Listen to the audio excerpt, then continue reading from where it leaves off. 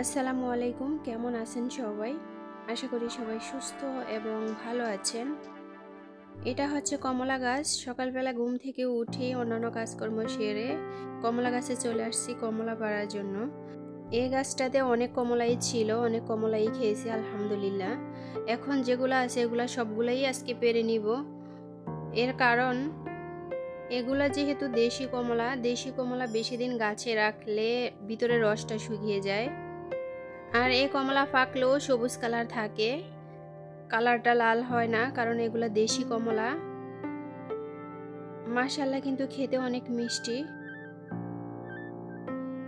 এর আগেও অনেকটি ভিডিওতে আমি আপনাদেরকে দেখাইছি যে বাড়িতে অনেক রকমেরই ফল গাছ আছে, আমাদের অত বেশি বাজার থেকে কিনতে হয় না। তবে বাজার থেকে যে কিনি না এমনটা না, বাজার থেকেও কিনি, যখন না থাকে তখন বাজার থেকে কিনতে হয়। দেশি কমলা ছাড়াও বাজারে যে অন্যান্য কমলা আছে, চায়না বা বিভিন্ন রকমের কমলা, ওই কমলা চারা আমাদের এখানে নার্সারিতে পাওয়া যায় না। আর নার্সারি আমাদের এখান থেকে অনেক দূরে, আমাদের বাড়ি খুবই গ্রামে, বলতে গেলে অনেকটাই গ্রামে। তো এখানে ওই রকমের চারা আমরা পাই না। তো যতটুকু পাই ততটুকুই লাগিয়েছি, যাই হোক আলহামদুলিল্লাহ। তবে যাই যতটুকু ফল ধরে আলহামদুলিল্লাহ। আমরা ফ্যামিলি অত বেশি বড় না, মোটামুটি আর কি, একদম বড় না ছোট না, আমাদের হয়ে যায়। তো আমার সবগুলা ফল ছিঁড়া হয়ে গেছে। আর এর উপরে যেটা হচ্ছে এটা হচ্ছে পেয়ারা গাছ।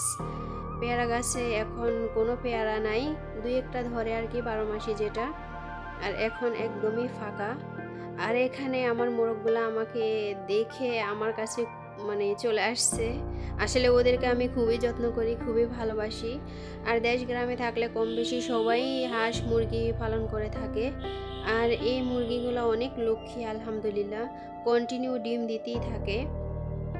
আর এই দিকে এই জালের ভিতরে এগুলা হচ্ছে লাল শাক, সাথে আছে ধনিয়া।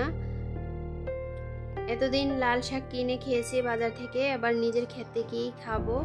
আলহামদুলিল্লাহ মোটামুটি ভালোই হয়েছে, অত খারাপ হয়নি। আমাদের যতটুকু হয়েছে আলহামদুলিল্লাহ হয়ে যাবে। আর সাথে আছে ধনিয়াগুলো মোটামুটি ভালো হয়েছে। আসলে বীজ কিছুটা মিস গেছে আর কি, সবগুলা চারা ওঠে নাই। তো কিনে খাওয়া আর বাড়িতে থাকলে অনেক বেশ কম। যখন ইচ্ছা তখনই খাওয়া যায় বাড়িতে থাকলে, আর কিনতে গেলে অনেক সমস্যা, অনেক সময় পাওয়া যায় পাওয়া যায় না। আর নিজের হাতের জিনিস আমি মনে করি বাজার থেকেও অনেক ভালো। এখানে আমি অনেকগুলোই শাক উঠিয়ে আনছি, এবার একটা একটা করে এগুলা কেটে নিব। আমি শাকের শুধু গুঁড়াগুলা ফালাইছি, আনামানা মানে আস্তে আস্তে রেখেছি, কারণ আস্তে আস্তে রাখলে এগুলো ধুইতে খুব ভালো হয়। তারপরে আমি কেটে নিব। আর এইদিকে এই পেঁপেটা পাখিয়ে খেয়ে ফেলেছে। যখন অনেকটাই খেয়ে ফেলেছে তখন আমি দেখতে পাই, এর আগে দেখতে পাই না। আর পাখিগুলা সব সময়ই এরকম করে। আসলে এটা পাখির রিজিকে ছিল, পাখিয়ে খেলে সদকায়ে জারিয়া হিসাবে আল্লাহ তাআলা কবুল করে। আর এইদিকে রান্না করার জন্য সব প্রস্তুতি নিয়ে তারপর রান্নাঘরে চলে আসছি। কালকে আমি হাঁস জবাই করছি, আজকে আমি হাঁসের মাংস রান্না করব। আর সেই সাথে লাল শাক ভাজি করব। আমার অত বেশি ঝামেলা হবে না। কালকের ভিডিওতে আমি আপনাদেরকে দেখাইছি যে আমি হাঁস জবাই করছি, রান্না করতে পারি নাই। তো আজকেই সেটা রান্না করতেছি। আর নিজের হাতের হাঁস মাশাল্লাহ। আর শীতকাল যেহেতু, এখন হাঁসের মাংসটাই বেশি খাওয়া হবে। আর শীতকালেই হাঁসের মাংস খেতে বেশি ভালো লাগে। যারা শহরে থাকেন তারা হয়তো বা বুঝেন না যে গ্রামে শীত কতটা পড়ে, তবে ভালোই শীত পড়ে। তো যাই হোক, এখানে আমি মশলা কষিয়ে নিয়েছি, তারপর এবার আমি পানি দিয়ে দিব। তারপর আমি মাংসগুলো দিয়ে খুব ভালোভাবে কষিয়ে নিব। আর সাথে দিব তেজপাতা। আর আমি কাঁচা তেজপাতাটাই দিই সব সময়। এখানে কিন্তু একটাই হাঁসের মাংস, আসলে মাংস খুবই কম হয়েছে, কারণ হাঁসটার সাইজ একটু ছোট ছিল। আমার মাংস কষানো হয়ে গেছে, এবার আমি পানি দিয়ে দিব। তারপরে 2টা আলু দিয়ে দেব। এর আগে 2টা আলু আমি কেটে রেখেছিলাম। আর মাংসের সাথে যখন 2টা আলু দিই তখন রান্নাটা আরও বেশি ভালো লাগে, মাংসের স্বাদটা আরও বেশি ভালো হয় অন্যান্য তরকারির চাইতে।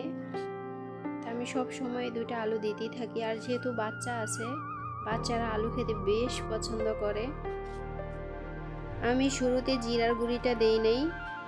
আমার মনে হয় জিরার গুঁড়িটা যখন রান্না শেষ হওয়ার কিছুক্ষণ আগে দেই তখন জিরার ঘ্রাণটা ভালো আসে।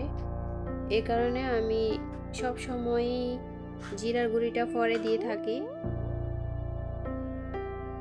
আমার মাংস রান্না হয়ে গেছে, এবার আমি মাংসটাকে নামিয়ে নিয়েছি। এরপর আমি লাল শাকটা বসিয়ে দিব। বাজার থেকে যে লাল শাক আনা হয় ওই শাকের চাইতে এই লাল শাকের কালারটা একদমই লাল থাকে। আসলে বাজারে যারা বিক্রি করেন তারা তো বিভিন্ন রকমের সার দিয়ে থাকেন, আর আমরা বাড়িতে এই শাক শুধু জৈব সার দিয়ে লাগাইছি, গোবরের সার যেটা অরিজিনাল, বাজার থেকেও কিনতে হয় নাই। আসলে যে কোনো শাক রান্না করলে বেশি হয় আর ভাজি করলে অল্প হয়ে যায়। এখানে অনেকগুলাই শাক ছিল কিন্তু এখন ভাজি করার পরও অল্প হয়ে গেছে। আলহামদুলিল্লাহ আমাদের দুপুরে একবেলা হয়ে যাবে। এখানে আমি পোড়ামরিচ দিয়েছি, কাঁচামরিচ দিইনি। পোড়ামরিচের ঘ্রাণটা আমার কাছে বেশি ভালো লাগে। আর এই পেঁপেটা আমি গাছ থেকে পেরেছি, কি আর বলবো, কারণ পাখি তো একটা একটা করে খেতেই থাকে। ঘরেও অনেকগুলা পেঁপে আছে, তো সব সময় কন্টিনিউ পেঁপে খাওয়া হয়। আর পেঁপেটা মাশাআল্লাহ অনেক লাল ছিল, ভিতরটাও অনেক সুন্দর ছিল, খেতেও খুবই মিষ্টি ছিল। তো সবাই ভালো থাকবেন, আল্লাহ হাফেজ।